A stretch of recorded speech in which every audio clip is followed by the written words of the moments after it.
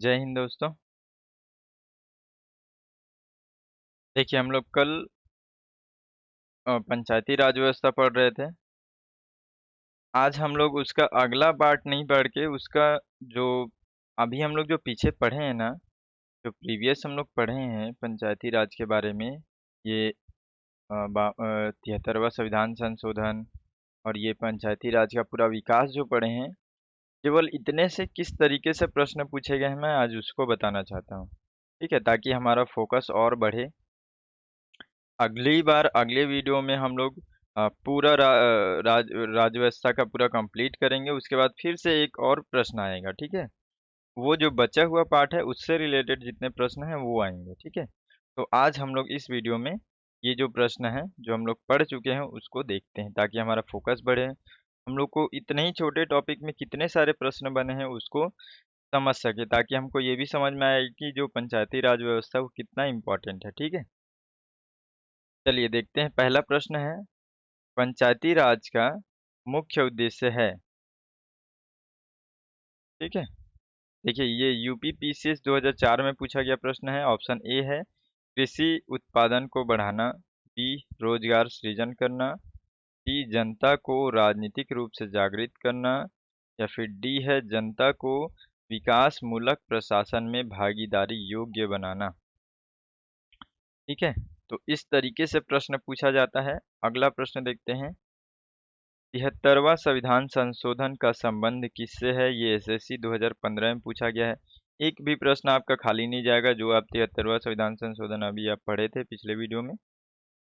देखिए आप सबको हल करने का कोशिश कीजिए। देखिए ऑप्शन ए है मुद्रा विनिमय, बी है भारतीय रिजर्व बैंक, सी है पंचायती राज, डी है वित्त आयोग। देखिए अगला प्रश्न देखते हैं। 73वां संविधान संशोधन संबंधित है, बीपीएससी 2002 में पूछा गया प्रश्न है ये। देखिए ऑप्शन ए है राष्ट्रपति के महाभियोग से, बी है शैक्षणिक संस्थाओं के में सीटों से, या फिर सी है पंचायती राज प्रणाली से, या फिर डी है चुनाव आयोग की आरक्षण से नियुक्ति से। ठीक है,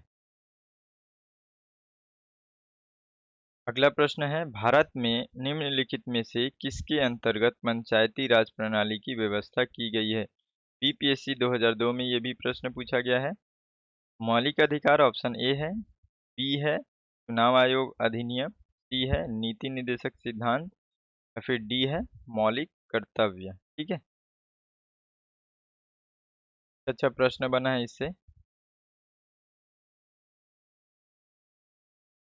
देखिए अगला प्रश्न देखते हैं। किस संविधान संशोधन के द्वारा पंचायती राज संस्थाओं को संवैधानिक दर्जा प्रदान किया गया है? ठीक है, ये देखिए ये बीपीएससी 2001 में पूछा गया प्रश्न है।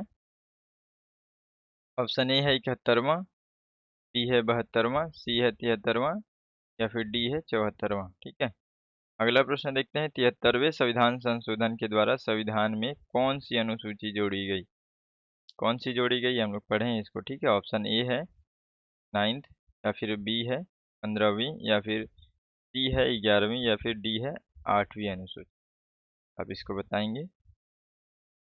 इस तरीके से प्रश्न पूछा जा रहा है। अभी हम लोग बहुत ही कम टॉपिक पढ़े हैं, केवल पंचायती राज का विकास पढ़े हैं, उससे रिलेटेड देखिए इतने सारे प्रश्न पूछे गए हैं। अगला प्रश्न है भारत के संविधान की 11वीं अनुसूची में कितने विषय हैं? ये यूपी पीसीएस 2019 में पूछा गया प्रश्न है। ऑप्शन ए है 22, ऑप्शन बी है 24, ऑप्शन सी है 29, ऑप्शन डी है 30। अगला प्रश्न देखते हैं। भारत में महिलाओं के लिए स्थान आरक्षित है? ये सीजीपीएससी 2013 में पूछा गया प्रश्न है। देखिए ऑप्शन ए है मंत्रिमंडल में, बी है राज्य विधानसभाओं में, डी है पंचायती राज संस्थाओं में, या फिर सी है पंचायती राज संस्थाओं में, और डी है लोकसभा में। ठीक है, तो ये इतना जो है हमारे पंचायती राज का जो विकास हुआ है उससे रिलेटेड जो भी हम लोग पिछले वीडियो पढ़े हैं उससे रिलेटेड ये पूरा क्वेश्चन है। उसके बाद जो हम लोग आगे जो पढ़ेंगे उससे रिलेटेड फिर एक प्रश्न देखेंगे। ठीक है, तो ये काफ़ी मज़ेदार रहेगा, अच्छा रहेगा, इंटरेस्टिंग बना रहेगा। ठीक है, तो हम लोग इसको एक बार देख लेते हैं अच्छे से। जिन लोगों को भी अगर पंचायती राज विकास में कोई प्रॉब्लम है तो आप एक बार फिर से उसको अच्छे से ध्यान से पढ़ सकते हैं। ठीक है, तो फिर अगले वीडियो में हम लोग पूरा चैप्टर को कंप्लीट करने की कोशिश करेंगे, क्योंकि इसको हम लोग को थोड़ा और बेहतर तरीके से तैयारी करना है। ठीक है ना, मिलते हैं फिर अगले वीडियो में, तब तक के लिए जय हिंद।